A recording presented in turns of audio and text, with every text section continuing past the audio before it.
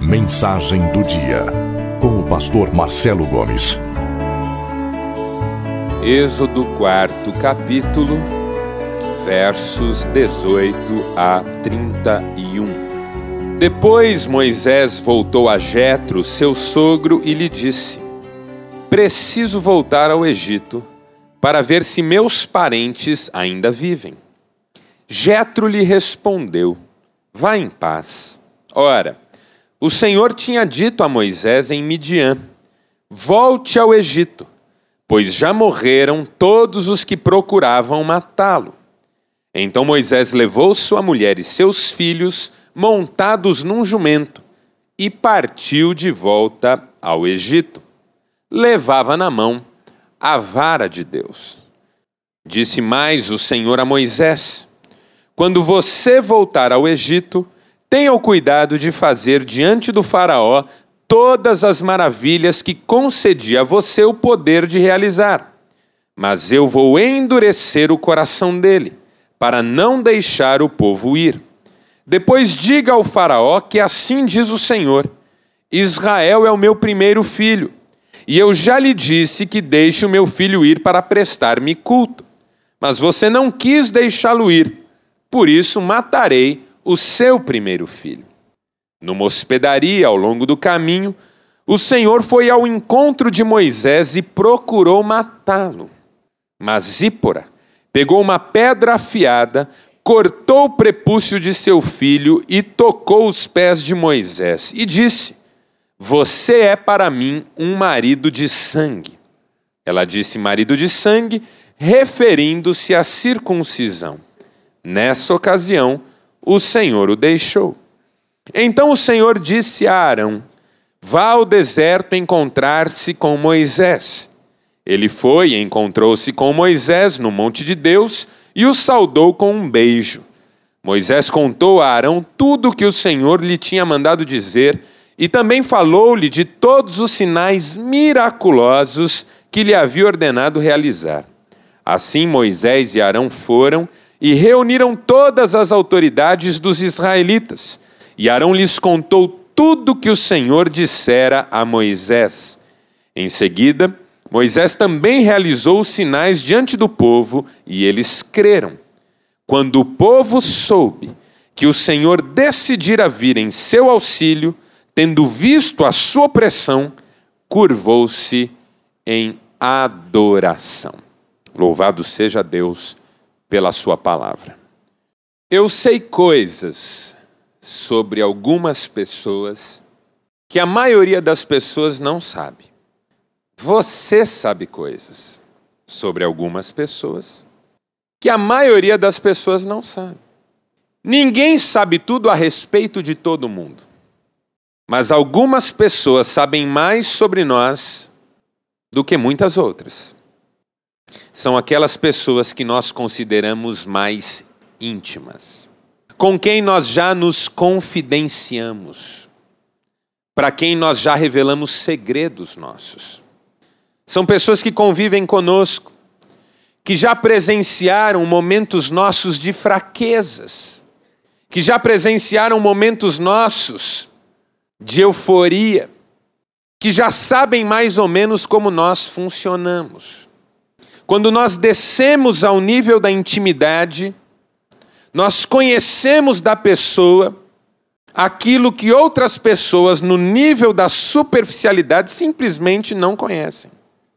Intimidade são águas profundas. Intimidade envolve mistério. Intimidade dá conta do secreto. Na intimidade nós somos surpreendidos, porque cada pessoa é uma riqueza em si mesma. Você pode ter informações gerais sobre uma pessoa e não saber como ela realmente é. Uma pessoa pode nos enganar por muito tempo, mas não poderá fazer isso com quem convive com ela na intimidade. Intimidade é lugar onde a verdade vem à tona. Intimidade é o espaço onde as vendas caem. Intimidade é o tipo de relacionamento onde o outro nos impacta com a sua vida tal como ela é. Isso é intimidade. E nós somos chamados a viver com Deus em intimidade. De tal maneira que não é o caso de termos informações sobre Deus. É o caso de sermos impactados pela verdade de Deus. Não é o caso de sabermos responder perguntas a respeito de Deus. É o caso da luz de Deus brilhar na nossa vida. Na intimidade há impacto, há transformação. Deus nos chamou para a sua intimidade. Deus chamou Moisés para a sua intimidade. Toda a experiência de Moisés diante da sarça e a partir dela é um convite à intimidade. Mais do que doutrina, a sarça é impacto, é transformação. Mais do que uma revelação informacional, é uma revelação de propósito. Moisés foi convidado a andar com Deus. Moisés foi convidado a se tornar aquela pessoa com quem Deus falava face a face, como alguém fala com seu amigo. Intimidade com Deus. E Moisés aceitou o desafio da intimidade, com muito custo, porque a intimidade não é fácil. Intimidade compromete. Na superficialidade de relacionamentos que não se aprofundam, nós estamos mais ou menos seguros. Mas na intimidade, há compromisso. Na intimidade há entrega. Na intimidade nós somos desafiados. A intimidade é uma missão. Moisés aceitou com muito custo a missão. Andar com Deus, ser íntimo de Deus, servir a Deus. E pôde experimentar de uma forma muito intensa o que é a intimidade na prática. Porque na prática, o desafio da intimidade ainda é mais surpreendente. Uma coisa é planejar a viagem, outra coisa é pôr o pé na estrada. Moisés pôs o pé na estrada e descobriu aspectos dessa viagem inimagináveis. Você pode fazer roteiros de viagem maravilhosos, não terá garantias de que a viagem será como você imaginou. Ano passado eu fui convidado a pregar numa igreja em Cianorte, e como faço sempre que sou convidado a pregar em outra cidade, planejo mais ou menos a viagem. Cianorte fica, talvez, a uns 80 quilômetros aqui de Maringá. Imaginei uma viagem de 1 hora. Vamos considerar que é uma estrada chata, 1h30. Decidi sair com 2 horas de antecedência. 18 horas, estava pondo o pé na estrada para um compromisso às 20 horas em Cianorte. Saí, e na estrada ali, quando nós cruzamos um restaurante que talvez todos conheçam, chamado Pavan, as pessoas falam o Pavan da estrada, já próximo à curva que leva aquela estrada que passa por Paysandu e que vai para Cianorte, o trânsito estava todo parado. E ali do restaurante, até o final da curva, eu fiquei 1 hora. Ligava para o pastor e dizia: pastor, eu acho que eu não vou chegar. Terminada a curva, já na estrada que vai para Cianorte, tudo parado. Eu já não sabia o que fazer, voltar também estava difícil. O pastor no outro lado da linha dizendo: nós estamos orando aqui para você chegar. Um senhor que passava de bicicleta, parou a bicicleta e veio na direção do carro. Olhou para nós dentro do carro, eu baixei o vidro, ele disse: vocês não vão conseguir passar, há um caminhão tombado. E toda a estrada está impedida. Para onde vocês vão? E eu, sem entender o que aquele senhor queria exatamente, disse: nós vamos para Cianorte. Ele disse: vou te dar uma ideia. Saia por aqui, por essa estrada de terra, vá toda a vida. Chegando lá na frente, você vai encontrar uma rua assim, você vai fazer um caminho assim, depois você vai sair na estrada lá na frente, depois do acidente. Era um senhor bem simples, cabelo desgrenhado, bastante sujo, faltando vários dentes na boca. Mas ele me disse isso, e eu saí e fiz o que ele falou, e voltei para a estrada depois do acidente, e cheguei 10 minutos apenas atrasado no compromisso. Orei agradecendo a Deus e dizendo assim: Senhor, foi o anjo mais feio que eu já vi na minha vida. Mas como foi um anjo, eu agradeço. Que viagem! Quando eu imaginaria, planejando a viagem, que essas coisas aconteceriam? Nenhuma garantia.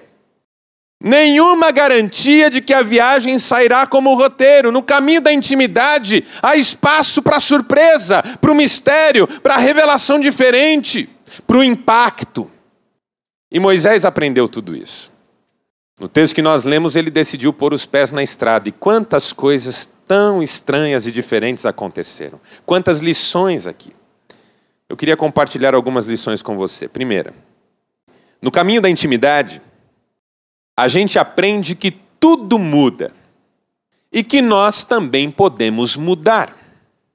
Eu não sei quantos aqui se lembram de um filósofo pré-socrático chamado Heráclito de Éfeso. Talvez você não lembre dele pelo nome, mas você vai reconhecer uma das suas máximas mais famosas. Ele dizia assim: ninguém pode tomar banho no mesmo rio 2 vezes. Porque na segunda vez, nem o rio é o mesmo, nem a pessoa é a mesma. Lembra-se disso? Ninguém pode tomar banho num rio 2 vezes. Nem o rio é o mesmo, nem a pessoa é a mesma. Um pastor psicólogo amigo meu dizia assim: Marcelo, quando você for atender uma pessoa segunda vez, lembre-se que se você achar que está atendendo a mesma pessoa, vai estar atendendo a pessoa errada. Porque ela mudou e você também mudou desde a última vez. Nunca se esqueça disso. E isso foi importante na minha vida. Pessoas mudam. Circunstâncias mudam. Tudo muda. O Egito mudou. Deus falou com Moisés e disse: Moisés, o Egito mudou. As pessoas que estavam querendo matá-lo já morreram. Por que que Deus disse isso para Moisés? Porque Moisés era um homem recalcado. Tinha marcas. Tinha traumas. O Egito era um fantasma na sua biografia. Voltar para o Egito era um risco, na sua opinião. Ele não queria. Pediu que Deus enviasse outro. Moisés era aquele tipo de pessoa que eu e você conhecemos e que tem bolsões de reserva na sua vida em relação a coisas que a pessoa não quer ver repetidas. Moisés era aquela pessoa que dizia, como a gente diz hoje, gato escaldado tem medo de água fria. Moisés fazia coro com quem diz que em casa de enforcado não se fala em corda. Gente que por causa de uma experiência negativa lá atrás, bloqueia toda a possibilidade de repetição dessa experiência. Eu não quero ver essa pessoa nem pintada de ouro. Eu não volto lá, mas nem morto. É gente que fala do passado como se ele não tivesse passado. Um presente contínuo que determina as escolhas, as decisões. É como o homem que teve um fracasso profissional e ele nunca mais tem coragem de tomar uma atitude. Porque ele diz: já fracassei uma vez, não quero fracassar de novo. É como o homem que perdeu tudo, voltou a ter dificuldades financeiras depois de ter conhecido a abundância de recursos. E agora ele não leva a esposa ao shopping nem para tomar um sorvete, porque ele teme que ela veja um vestido bonito e o censure por não poder comprá-lo para ela. Ele é pior do que um pobre. Porque por mais pobre que uma pessoa seja, ela ainda sonha. Mas esse homem não sonha mais. A vida dele acabou, é assim que ele pensa. Bolsões de reserva. Gente que não volta para a cidade de origem, porque tem lembranças ruins. Gente que não fala com o pai, com a mãe há anos, porque tem lembranças ruins. Gente que nunca mais conseguiu viver uma amizade, porque tem lembranças ruins. Que julga as pessoas por algo que aconteceu há 30, há 40 anos. Idosos que diante de experiências negativas se sentem as crianças de outrora. Gente que não sepultou o passado com maturidade, porque não consegue entender que o rio correu, que tudo muda, que as pessoas mudam, que nada como um dia depois do outro. que você não precisa estabelecer definições absolutas em relação à sua vida e ao seu coração, porque tudo muda. Nunca diga: desta água não beberei. Só há um que não muda, aleluia. Aquele que é o mesmo ontem, hoje e para sempre. E Ele está no controle de todas as coisas.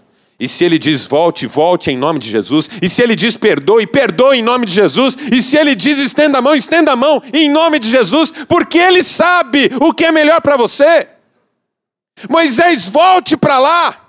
O Egito mudou, não é mais o mesmo. E você mudou, não é mais o mesmo. Você tem a sua mulher agora com você, Zípora. Você tem os seus 2 filhos, Gerson e Eliezer. Você tem a vara de Deus na mão. Você viu milagres. Você não tem mais o direito de se olhar no espelho como se ainda tivesse 5 anos, debaixo das opressões de um pai duro e rígido. Você cresceu, você é uma pessoa diferente. Deus já fez milagres na sua vida. Cresça. O Egito não é mais o mesmo. E você também não é. Coisas novas podem acontecer. Porque aquele que é o mesmo ontem, hoje e para sempre, é o mesmo que diz: eis que faço novas todas as coisas. Nós cristãos sabemos disso, irmãos. Porque nós bradamos em alto e bom som que se alguém está em Cristo, é nova criatura. As coisas antigas passaram, tudo se fez novo. Aleluia! Tudo muda e eu também posso mudar. Não preciso ficar preso aos velhos traumas e mágoas. Não preciso ter reservas em relação ao já vivido. Eu sei que Deus pode me restaurar em todas as áreas onde um dia eu fui ferido. E Moisés voltou. Não voltou em glória. Não voltou triunfante. Não voltou senão montado num jumento com a sua família. Porque você não precisa voltar quando tiver como provar a si mesmo. Você volta para obedecer a Deus. Você não volta a falar com quem te feriu, porque agora você pode esfregar na cara dessa pessoa as suas vitórias pessoais e conquistas. Você volta porque Deus está no controle. E se for para voltar sentado num jumento, você volta sentado num jumento. Porque Deus mandou voltar. Deus está no controle. Tudo muda e nós também podemos mudar. Amém, irmãos? Segundo, no caminho da intimidade, a gente aprende que tanto sucessos como fracassos têm algum propósito. Deus diz assim para Moisés: Moisés, volte e tenha o cuidado de fazer diante do faraó tudo que eu ensinei você a fazer. E realize diante dele todos os milagres que eu dei poder para você realizar. Até aí, tudo bem. Mas Deus continua: contudo, eu endurecerei o coração do faraó para ele não deixar o povo sair. E aí você se pergunta: que Deus é esse que dá a ordem e boicota o sucesso da ordem? Que Deus é esse que diz vá para tirar e diz para o outro não deixe sair? Quando minha mamãe era criança, ela chegava na mãe dela, minha avó, estava na cozinha lavando louça e dizia: mamãe, mamãe, posso ir na casa da fulaninha brincar? E a minha avó dizia: filha, pergunte ao seu pai. Se o seu pai deixar, você pode ir. Aí minha mãe saía. Meu avô estava sentado no sofá lendo o jornal. Papai, papai, posso ir na casa da fulaninha brincar? Meu avô abaixava o jornal e olhava para minha avó na cozinha. Minha avó na cozinha fazia assim, ó. Deus é igual minha avó. Moisés, vai lá. Diga ao faraó que deixa o povo ir. Faraó, não deixe. Porque Deus não tem propósito só no que dá certo. Ele também tem propósito no que dá errado. Ontem eu estive pregando, à tarde e à noite, em Paranavaí. Igreja Adventista da Promessa. Quem diria que um dia um pastor presbiteriano independente estaria ocupando o púlpito de uma igreja adventista da promessa. Isso só Deus faz. Olhei para o pastor e disse, como é que você me convidou? Ele disse, não sei. Ele olhou para mim, como é que você aceitou? Eu disse, não sei. Só sei que foi assim. Privilégio, irmãos queridos, em Cristo, que coisa espetacular. Temos inúmeras diferenças doutrinárias, mas somos salvos no mesmo sangue. Que coisa, que experiência. Preguei sobre a vida de José no culto da noite. Você conhece a história de José. José era um jovem cheio de sonhos, quando ainda adolescente. Por causa desses sonhos, por causa da predileção de seu pai, foi traído por seus irmãos, vendido por uma caravana midianita, que o vendeu no Egito como escravo, foi parar na casa do Potifar. Na casa do Potifar foi enganado pela esposa do Potifar. De lá foi mandado para uma cadeia. E eu disse no terceiro ponto da minha mensagem ontem, José naquela cadeia nunca tinha estado tão perto da realização dos planos de Deus na sua vida. Qualquer um que olhasse para a vida de José diria, esse jovem está decaindo, degringolando, está acabando, esse jovem está indo de mal a pior, mas José naquela cadeia nunca esteve em toda a sua vida tão perto do que Deus tinha para ele. José subiria ao trono do Egito sem a cadeia? Estaria na cadeia sem a casa do Potifar? Estaria na casa do Potifar sem a traição dos irmãos? Eu disse ontem, se você está se sentindo no fundo do poço, procure uma porta. Talvez não seja um poço, talvez seja um túnel, que te levará a um lugar onde você só chega por esse caminho, não há outro. Deus tem os seus propósitos. Na nossa mente, distante do caminho da intimidade, só há propósito nas coisas que são boas e dão certo. Esses dias comentava com a Cristiane sobre nossa mania de dizer Deus é bom quando uma coisa boa acontece. Passei no vestibular, irmão, Deus é bom. 25 anos de casamento hoje, Deus é bom. Saiu aquela promoção tão almejada, Deus é bom. Quitei a última prestação do carro, Deus é bom. Percebi na minha vida como eu só digo Deus é bom quando uma coisa boa acontece. E não é a coisa boa que faz Deus bom. Deus é bom e ponto final. E quando uma coisa ruim acontece, Deus é bom. O apóstolo Paulo disse, todas as coisas cooperam. Todas as coisas cooperam juntamente para o bem dos que amam a Deus. Deus tem os seus propósitos. Tinha os seus propósitos na vida de José, tinha os seus propósitos na vida de Moisés, tinha os seus propósitos na vida de Davi, quando Davi fugiu de Saul.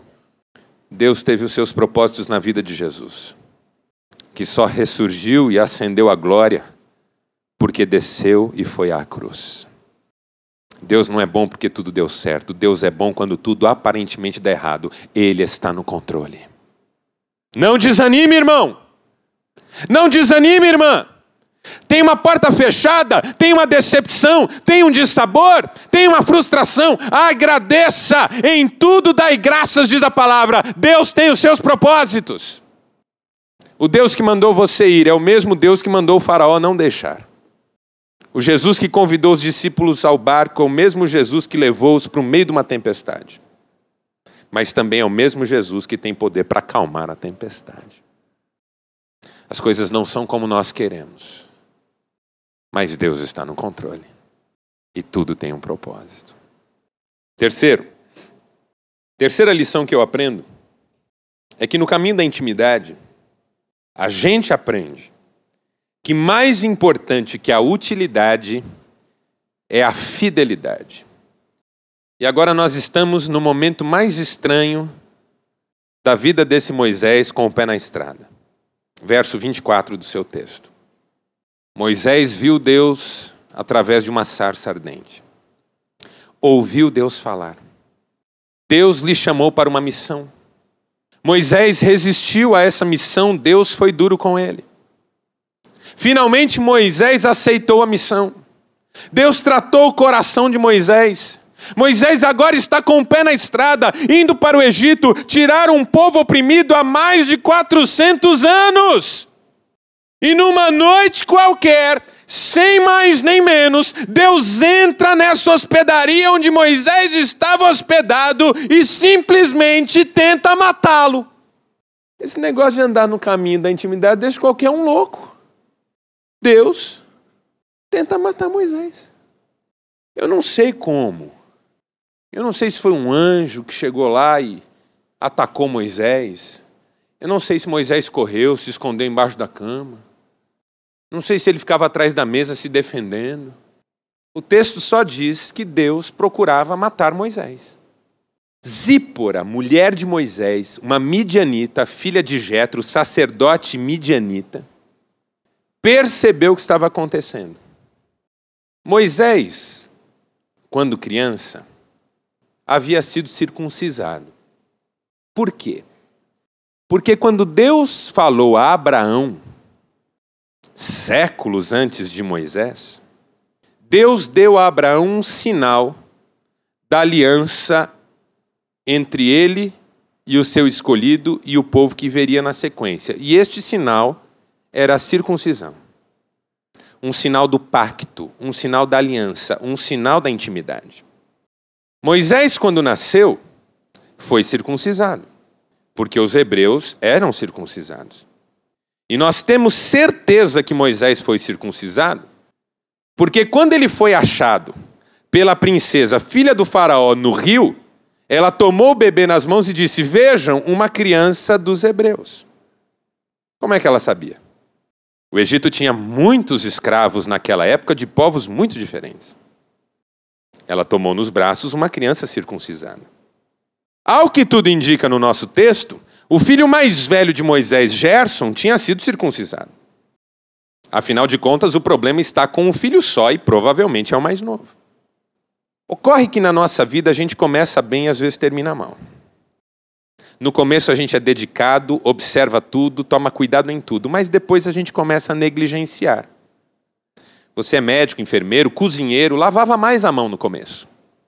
Você é psicólogo, terapeuta, pastor, ouvia melhor no começo, com mais atenção. Vai passando o tempo, a gente acha que domina, que tudo está sob controle, negligencia coisas básicas. No emprego é assim, na família é assim.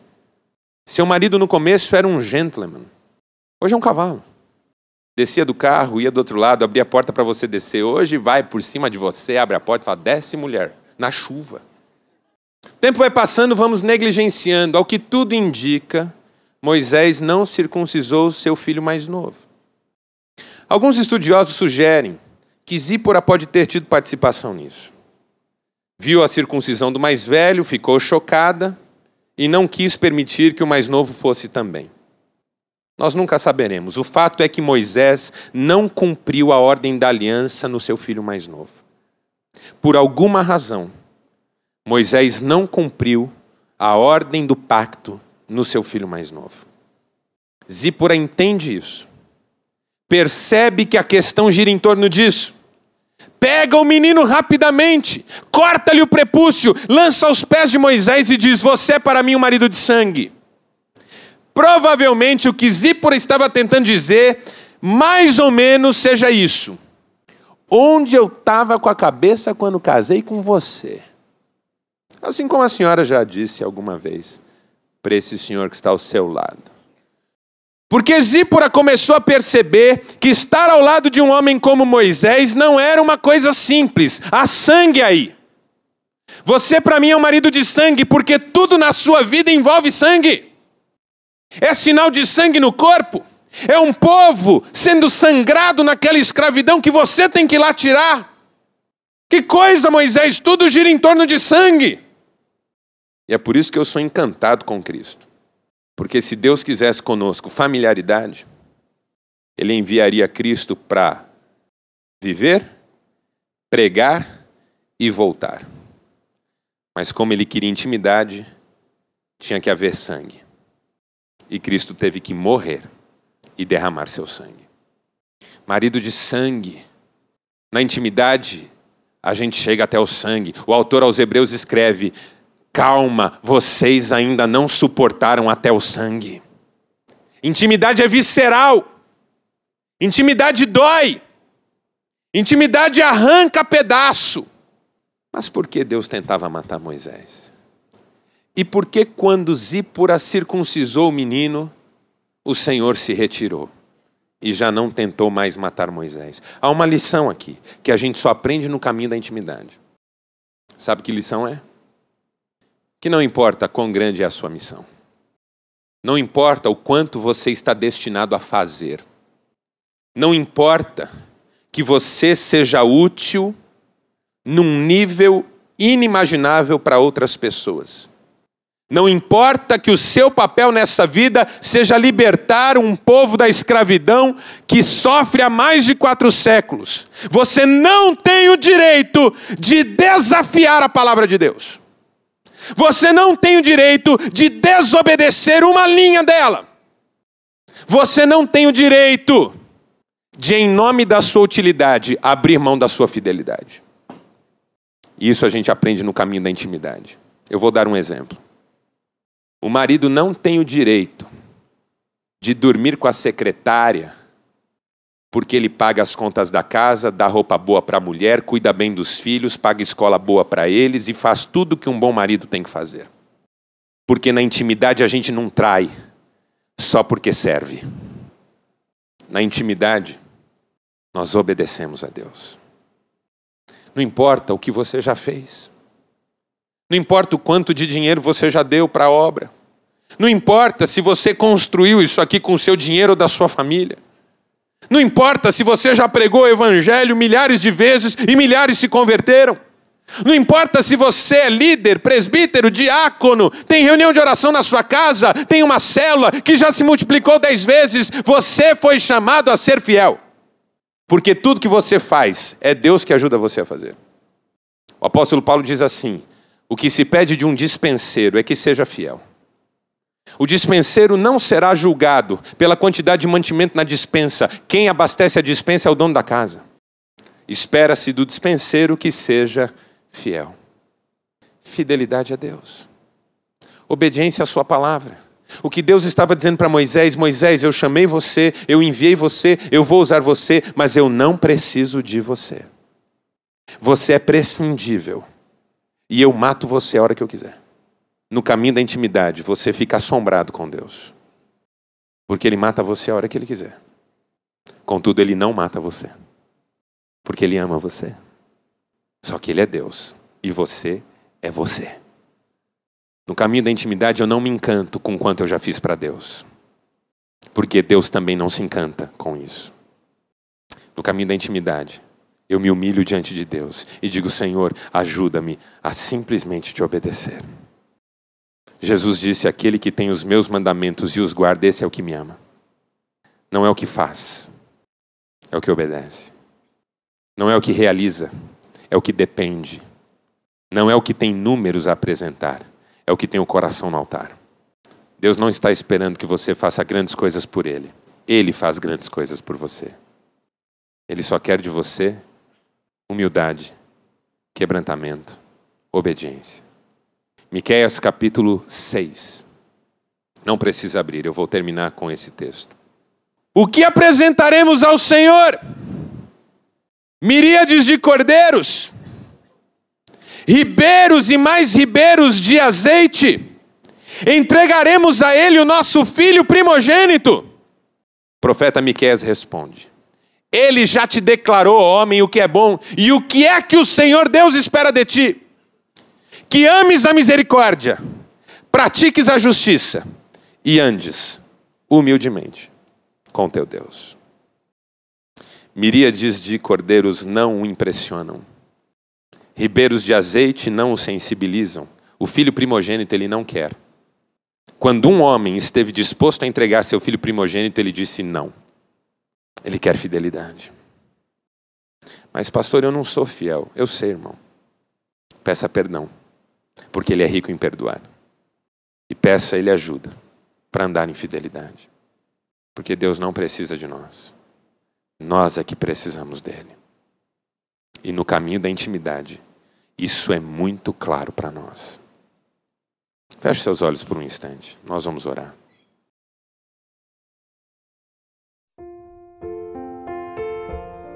Senhor Deus, nosso Pai, nós louvamos o Teu nome por mais um dia que o Senhor nos deu e pelo privilégio de chegarmos ao final desse dia frente a frente com a Tua Palavra.